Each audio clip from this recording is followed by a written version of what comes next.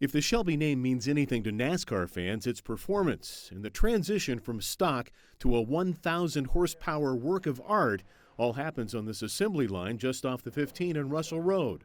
Here's an explanation of what they do here at Shelby Speed. This is my very humble black Ford Mustang. This would basically be brought in the door.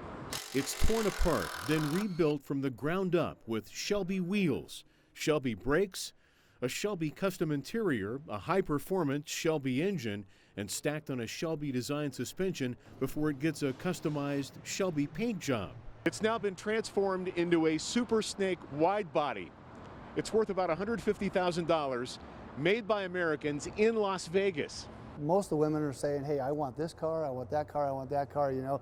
Daddy will say, I want that. She goes, okay, that's fine, but you better get me one of those. What our goal is to build you a car that your grandkids could drive. That's the most important thing to us. We want you to be part of the family. The men who work at each spot on the assembly line take so much pride in the finished product, they sign their names to a sticker inside the door panel.